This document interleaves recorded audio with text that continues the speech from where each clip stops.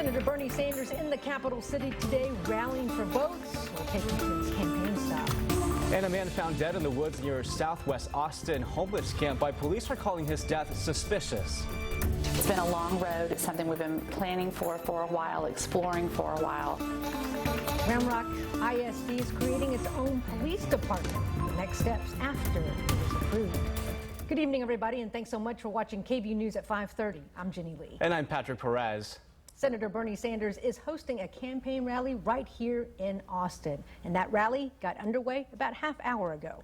The Democratic presidential candidate wants to continue his momentum after winning the Nevada caucus last night. Yeah, Senator Sanders has traveled to several places in Texas in just the last week: El Paso, San Antonio, Houston, and now the capital city. There are more than 4,000 people in the crowd at his rally. And we are going to... I believe is in democratic socialism for working families, not for large corporations.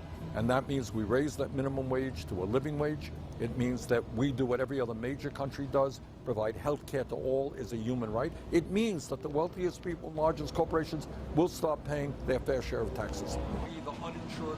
And this event will wrap up around 6 o'clock tonight, so expect traffic delays if you're traveling in that area. The campaign will be making a trip to South Carolina after tonight for the primary.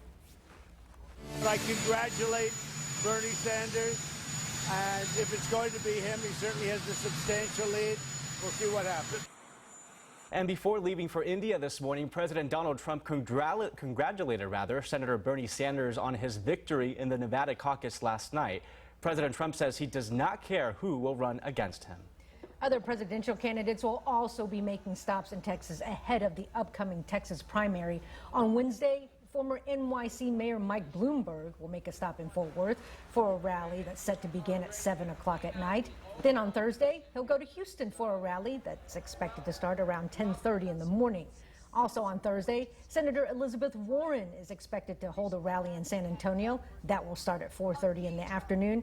And former presidential candidate and Texas native Julian Castro is also expected to be there.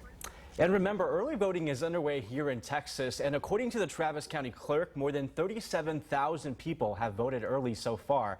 Now, to compare that, about 48,000 voters cast early ballots in November's general election. Early voting will wrap up on Friday. The state's primary is on the following Tuesday, on March 3rd, which is also known as Super Tuesday. Well, police are looking into a suspicious death in southwest Austin.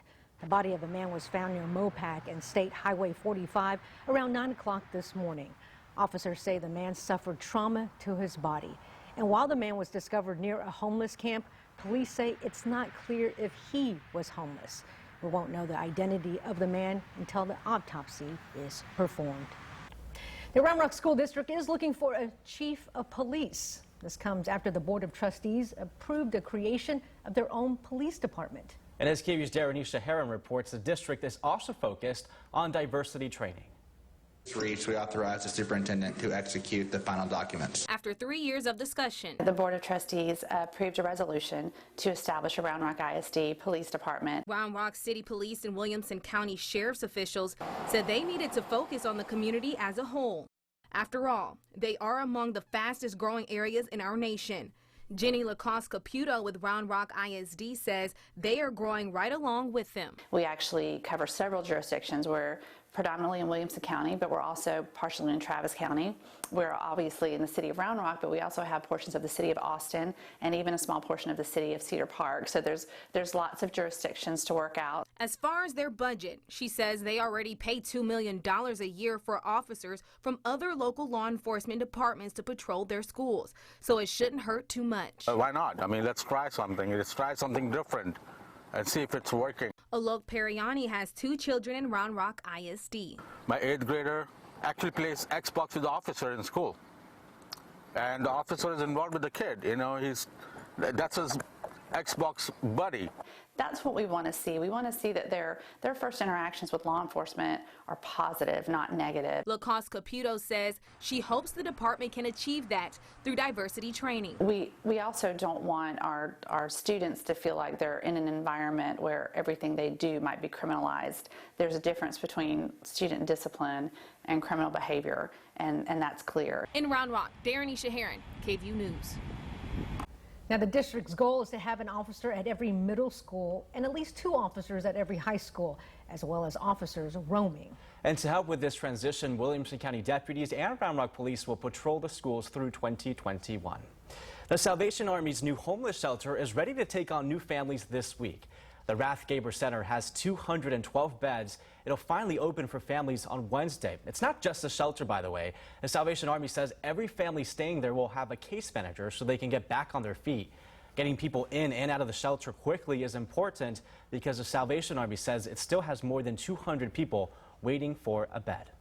Well, we had cloudy, overcast skies today, but up front tonight, you bring some showers, Patrick. Yeah, I think we're all kind of looking forward to the showers. I know it's still winter, but hey, I'll take them. Meteorologist Hunter Williams is in the Weather Center now with a look at that forecast. Hey, Hunter. Yeah, so this is kind of a good and bad news thing. Yes, we have to get through some showers, maybe a rumble of thunder tonight, but this will be a quick moving system. So by the time we really wake up tomorrow, most of that's already going to be said and gone. It's been gray pretty much all day long, though. Take a live look from our downtown camera. 69's the current temperature. Some places made it up close to 70 thanks to that breeze out of the southeast, about 7 miles per hour now.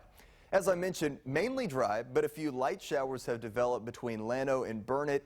Anything through this evening is just going to be light rain. But as we get into tonight, we're mainly expecting showers, but with the rumble of thunder, maybe some localized heavy rain can't be ruled out as this system moves through. This is a Pacific cold front that will swing through tonight.